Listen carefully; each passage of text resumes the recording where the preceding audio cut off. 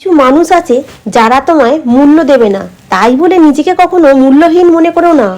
ওম শিব ভগবতে বাসুদেবায় নমঃ, ওম শিব ভগবতে বাসুদেবায় নমঃ, ওম শিব ভগবতে বাসুদেবায় নমঃ, ওম শিব ভগবতে বাসুদেবায় নমঃ, ওম শিব ভগবতে বাসুদেবায় নমঃ। হে কৃষ্ণ করুণা সিন্ধু দীনবন্ধু জগৎপতে গোপেশ গোপিকা কান্ত রাধা কান্ত নমস্তে। হরে কৃষ্ণ কৃষ্ণ কৃষ্ণ হরে হরে, হরে রাম রাম রাম হরে। রাধে রাধে রাধে রাধে রাধে।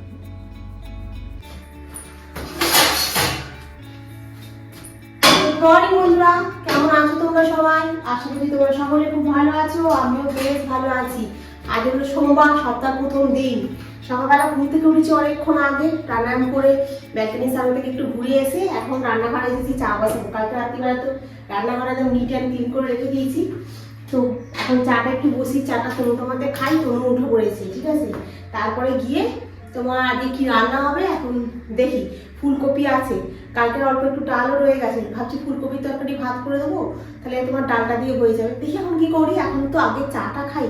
হাতগুলো দেখো না যেন কড়কড় করছে। তবে কালকে একটু কুয়াশা পড়েছিল বলে হাওয়াটা চলছিল, কিন্তু আজকে কুয়াশাটা নেই, তো মানে ঠান্ডাটা অতটা লাগছে না। কি জানি কেন, এই প্রাণায়াম করেছি বলে নাকি গোপালকে তোলা হয়ে গেছে, সমস্ত কাজ লেগে হয়ে গিয়ে এখন একটু চাটা খাই, তারপরে ভাববো কি করবো না করবো। আর এই শীতের দিনে আমাকে যত না ঠান্ডা লাগে তার থেকে তনুকে বেশি ঠান্ডা লাগে, জানো তো। ও এত শীত কাতুরে, মানে কি বলবে। সকালবেলা ঘুম থেকে উঠবে একদম সোয়েটার ফোয়েটার সব 3-4টে চাপি, আবার এই ঘর থেকে কম্বলটা টেনে নিয়ে যাবে, ও ঘরে কম্বল চাপা দিয়ে বসে বলবে তাড়াতাড়ি একটু চা দিয়ে দাও, আমি একটু চাটা খেয়ে নিই।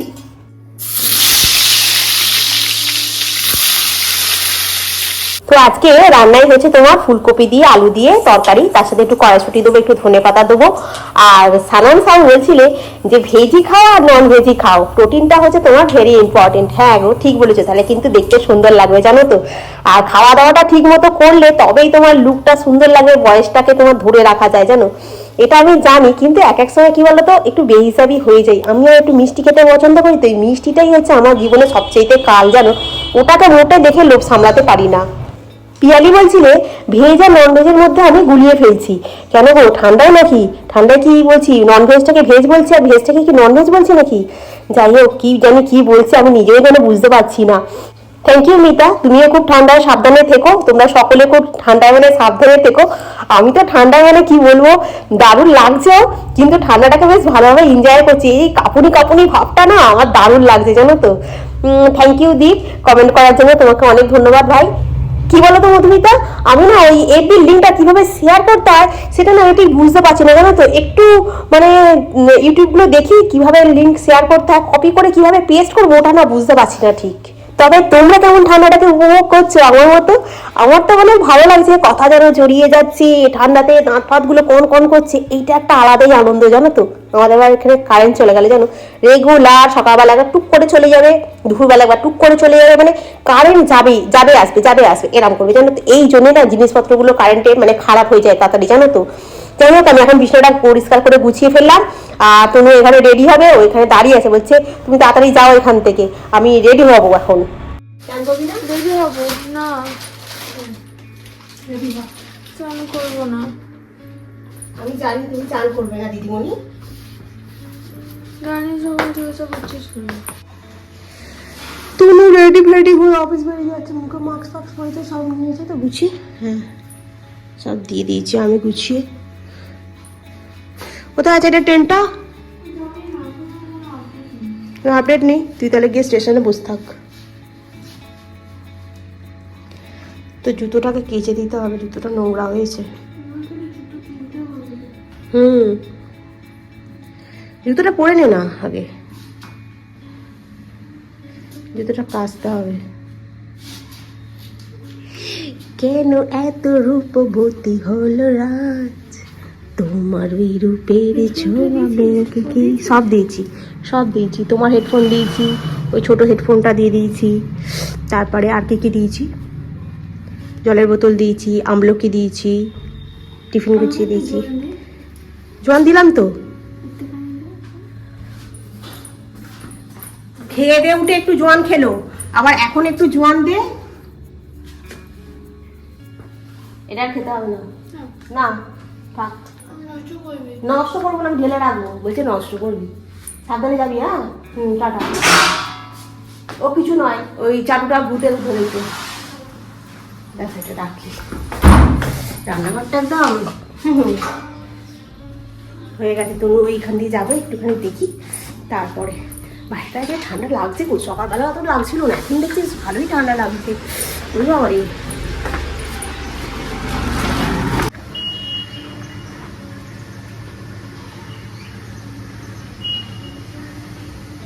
টাটা। আর এই দেখো আবার ফুল, দেখতে পাচ্ছ গাদা গাছে কুড়ি আসছে। এই দেখো ছোট্ট ছোট্ট কুড়ি, আঙুল দেখাতে নেই, ফুটবে না নালে, দেখতে পাচ্ছ? ভালো করে সামনে থেকে নিয়ে গিয়ে দেখাই। ছোট্ট ছোট্ট কুড়ি, এই গাছটাতেও এসেছে একটা মুখের কাছে। এই ডালিয়াগুলো তো বেশ সুন্দর লাগছে দেখতে, আজকে দু একটা তুলে ফেলবো। এই হচ্ছে তোমার পিটুনিয়া। জবা গাছে এখন আর ফুল ফুটছে না, কুড়ি এসেছে কিন্তু ফুল ফুটছে না। চলো ঝাউ গাছ, আর এইখানে কালকে এইটা ফুল ফোটে, সূর্যের আলো পায় না বলে ফুলও ফোটেনি। আমার টিফিনটা রেডি করে নিলাম। টিফিনে রুটি আছে, কালকের আলুর তরকারি ছিল, তার সাথে নিয়েছি একটু খেজুরের গুড়। খেজুরের গুড়টা কোথাকার বলো তো? সেই পুরুলিয়ার খেজুরের গুড়। পুরুলিয়া থেকে না খেজুরের গুড়টা আমি যে কেন 1 কিলো নিয়ে আসলাম না, এটার জন্য আমার খুব আফসোস, জানো তো। সবাই 500 করে নিল, বললো ভালো হবে কি হবে না, খারাপ দেবে, ওরা ঠকিয়ে দেবে। কিন্তু বিশ্বাস করো খেজুরের গুড়টা এত ভালো, মানে কি বলবো। পুরুলিয়ায় যেসব বন্ধুরা থাকো, মানে আমার ভিডিও দেখো, পুরুলিয়ার গুড়টা কিন্তু, খেজুরের গুড়টা কিন্তু দুর্দান্ত খেতে, দুর্দান্ত। কারণ আমি না মানে এত গুড়, মানে খেজুরের গুড় নিয়ে এসেছি, যখনই ফ্রিজে রেখেছি নিচটা না একদম জমের মতো যায়, কিন্তু এই গুড়টা না একটুও জমেনি, জানো তো। একদম যেমন মানে পাতলা নিয়ে এসেছিলাম সেই রকমই রয়েছে, তার মানে এর মধ্যে কোনো চিনি মেশানো নেই। জিনিসটা এত সুন্দর, কি বলবো। তবে আজকে একটা কথা শেয়ার করি, দেবলিনাকে দেখছো তোমরা সবাই কম বেশি, হ্যাঁ, উনি এখন অনেকটাই সুস্থ হয়ে উঠেছে। তবে তাড়াতাড়ি সুস্থ হয়ে উনি ওনার কাজের জায়গায় ফিরে আসুক, এই কামনাই করি।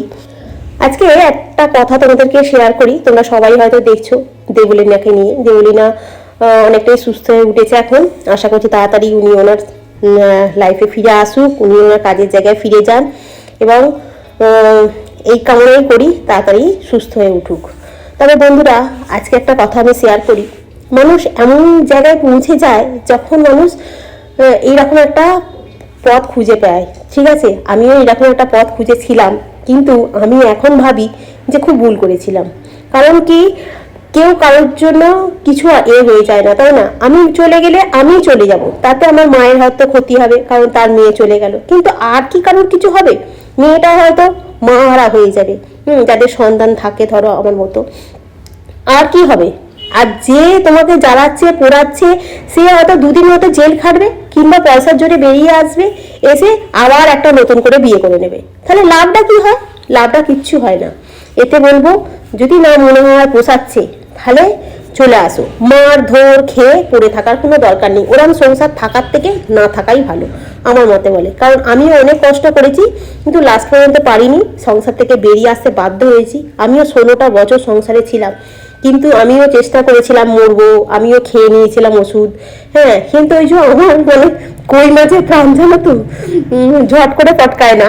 তো সেই জন্যই আমি আবার খেয়ে, যখন মানুষ খেয়ে নেয় তখন ভাবে যে আমি কি ভুল করলাম, এবার তো আমার শরীরের ভেতরটা কষ্ট হচ্ছে, আমি কি করে বাঁচবো।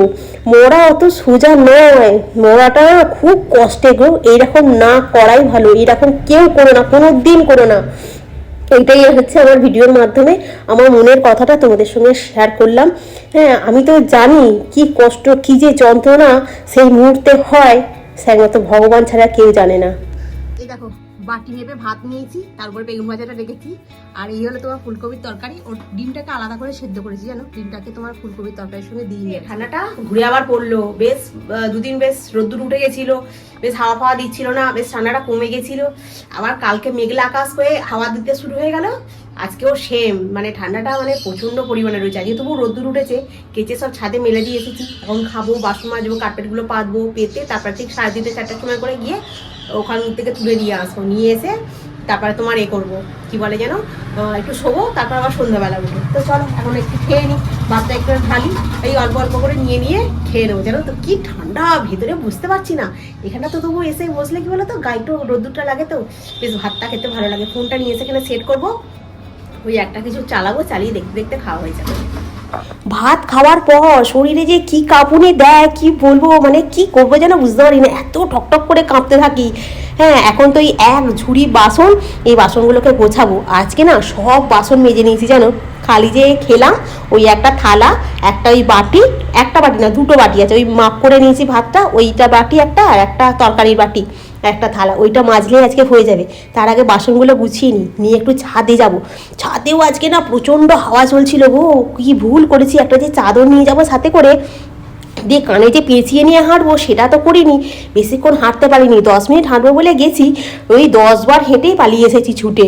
আর জামা কাপড়গুলো তো কেচে মেলে দিয়ে এসেছি, জামা কাপড়গুলো হাওয়ায় যেটুকু শুকিয়েছে সেটুকু শুকিয়েছে, নাহলে খুব ভালো শুকায়নি।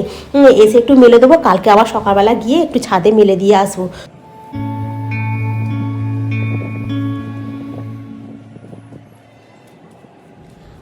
একটু হাঁটাহাঁটি হলো, এবার জামা কাপড়গুলো না খুব ভালো শুকনো হয়নি, জামা কাপড়গুলো ভিজে ভিজে আছে, এবার এখন তুলে নিয়ে চলে যাই নিচে।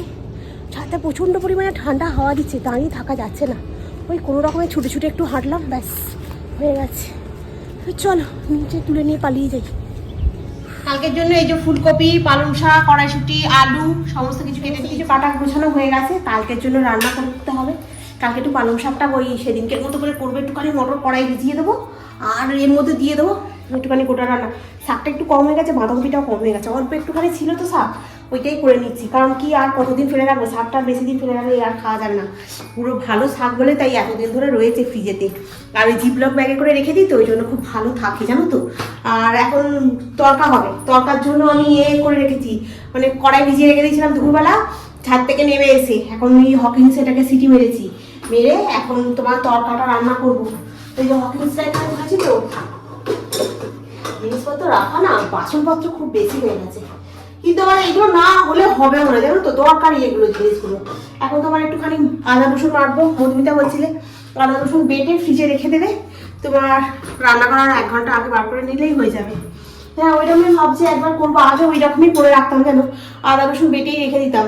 এখন এই ছোটো মিক্সিটা হয়ে গেছে তো, ওই জন্য ওখান থেকে টুক করে নিয়ে মিক্সিতে চালিয়ে দিত, অসুবিধা হয় না। নাহলে আগে এরকম টিপে করে বেটে ওর মধ্যে একটু সর্ষের তেল দিয়ে রেখে দিতাম, তাতে আদা রসুনটা খুব ভালো থাকে জানো তো, ওই আদা রসুনের জায়গার মধ্যে একটু সর্ষের তেল দিয়ে দিলে। তো যাই হোক, তো চলো আমি এখানে একটু তরকাটা করে ফেলি।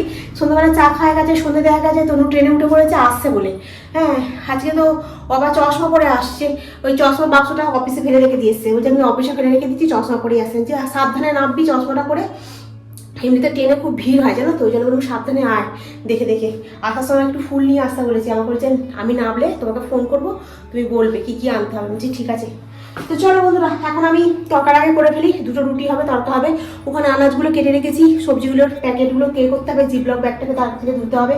দুপুরবেলা একটু শুয়েছি তো, মানে ওই 4:30 পৌনে 5টার সময় একটু শুয়েছি বলে শরীরের মধ্যে একটু এনার্জি চলে আসে জানো তো, অত সকালবেলা উঠি, ওই জন্য দুপুরবেলা একটুখানি রেস্ট নিয়ে নিই।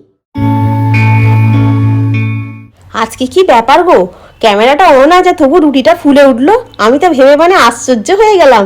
আজকে মানে আমার মান সম্মানটা বাঁচিয়ে দিল, বলছে রোজ রোজ না ফুললে এর মান সম্মান থাকবে না। তো আজকে ডিম দিয়ে তরকা করেছি, তরকাটা দুর্দান্ত খেতে হয়েছে জানো তো, উপর থেকে একটু ধনেপাতা ছড়িয়ে দিয়েছি, ডিমটাকে ভেজে রেখেছিলাম আগে থেকে, ডিমটা ওর উপরে দিয়েছি। তনু এসে গেছে, তোকেই বললাম হাত পাটা ধুয়ে নিয়ে আমি তোকে মানে রাতের ডিনারটা দিয়ে দিচ্ছি, তুই খেয়ে নে তাড়াতাড়ি। আর ও খেয়ে নিলেই তারপরেই আমিও তার সাথে সাথে খেয়ে নেবো। মঙ্গলবার, আজকে জন্য গ্যাস ফ্যাস সব পরিষ্কার করে, আমি রেগুলারই করি, আজকে বলে নয়, রেগুলার রাত্রিবেলা গ্যাস ফ্যাস মুছে পরিষ্কার করে বাসন টাসন মেজে ধুয়ে তবেই শুই। সেম আজকেও আনাজটা কেটে রেখে দিয়েছি, এখানে মটর কড়াই ভিজিয়ে রেখেছি। হ্যাঁ, এখন পুরো গ্যাস ফ্যাস মুছে পরিষ্কার করে নিলাম, নিয়ে এবারে গিয়ে বসবো, একটু এডিট করব, করে তারপরে তোমার শুতে যাব। তো সবটা এডিট করব না, যতটা হয় আর কি। তো এমনি সমস্ত কাজই হয়ে গেছে আমার। তো চলো বন্ধুরা, আজকের ব্লগটা আমি এখানেই শেষ করি, নেক্সট ব্লগে আবার তোমাদের সঙ্গে দেখা হবে। তোমরা খুব ভালো থেকো, সুস্থ থেকো, খুব সাবধানে থেকো, গুড নাইট।